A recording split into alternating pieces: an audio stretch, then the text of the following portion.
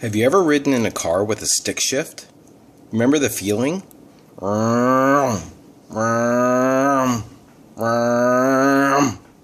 You know when the car's changing gears, right? You can feel it. Your body lunges forward, and then the car picks up. And that's because somebody who's driving is using a stick shift. And they're driving the car, and when they want to change gears, they push in the clutch, and then they change gears, and you feel it. And you know that you're changing gears. Well, that's a similar kind of feeling that we want for speakers to get across to their audience. We want the audience to know when a speaker is changing not gears, but points. And so that's what this video lecture is all about. It's all about transitions. And by the end of this speech, this instructor video, what I'd like you to know is how to use transitions in public speeches, and especially this one that's coming up, this group presentation on Thursday. So what I'm going to do is cover basically two ways to use transitions by the end of this video lecture. The first way that I'm going to talk about, is using a transition to change between main points. And the second thing that I'm going to talk about today is using a transition to go from the intro to the body, and then from the body to the conclusion. Okay, so let's now move on to the first way to use a transition, which is using a transition between points. And I want to set this up by getting you to think about what it would be like for you to be going grocery shopping and for you to be reading from a list. And that list says cucumbers, pickles, milk, bread, cheese, yogurt. Already you're probably getting bored with my list here because it's just a series of things in a row without any blending of those things together to make them seem to fit, without any flow to go from one thing to another. Well, that's exactly what you don't want to happen in your speech. You don't want your main points to sound like a list of pickles and cucumbers and milk. You don't want your main points and your body to sound like a list because it will be boring to your audience and they'll have a hard time following it. So instead what we want to do is we want to have flow between our main points. We want to have one point going into the next point. We want to have the next point following from the first point. We want to have the whole thing, the body, seem like it's a seamless piece of information that the listener is able to follow along. And if you don't have transitions, the listener cannot follow along. So let's talk about how you do a transition from one main point to another. And it's pretty simple. You have a phrase that comes at the end of your first main point and your second main point and your third main point. And that phrase indicates to the listener, to the audience, that you are changing to the next point. And here's how it sounds. It could be as direct as, well, that's the end of our first point, and now we're going to move to our second point.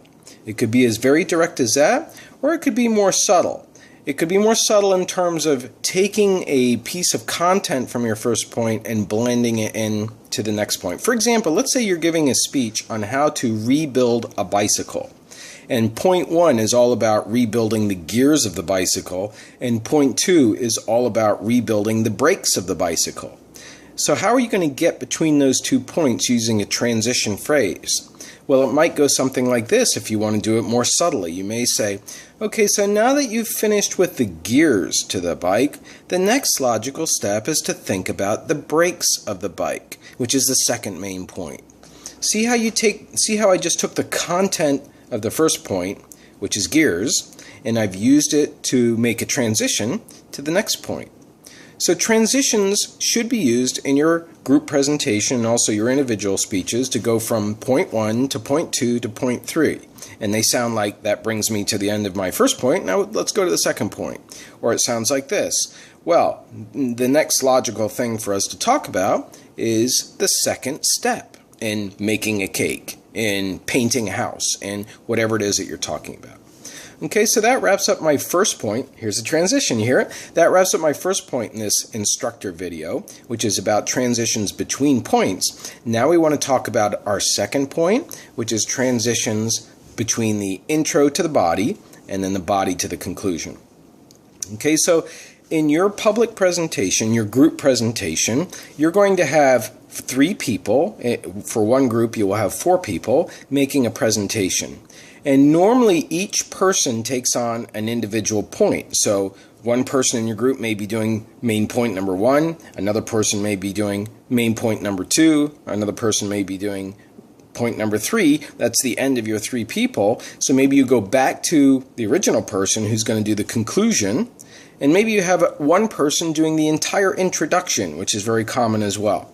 So now what happens when you get to the preview, which is in the introduction? The preview, remember, tells the audience what's coming up in your speech in terms of the main points.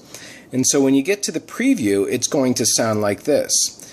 By the end of our speech, we want you to know that in the future, in 20 years, people will be in self-driven cars.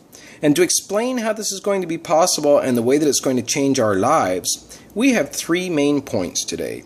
The first point is going to be handled by Jesse, and it's going to be talking about the kind of technology that will be making self-driven cars possible. And the second point is going to be handled by Mark. And Mark's going to talk about how this is going to change the way that we spend our time in the vehicle. And no longer will we, for example, be concentrating on the road. Instead, we'll be reading and talking. And then our third point today is going to be handled by Alice. And she's going to talk about how self-driven cars are going to affect our psyche. Now that you know our 3 points, let's move to the first main point, which will be handled by Mark. So what I just did there was I laid out the preview for you. I showed you how individual people in your group are going to fit into that group presentation speech, and in particular in the introduction, how they will fit into the preview. And then I gave a transition to get the listener from the intro to the body. See, transitions are so important because they help the speech flow, and ultimately they help the audience follow along. And you always want your audience to be able to follow your speech. So once again, I hope that now that my video lecture is over, that you now know how to use transitions in a speech, including your group presentation.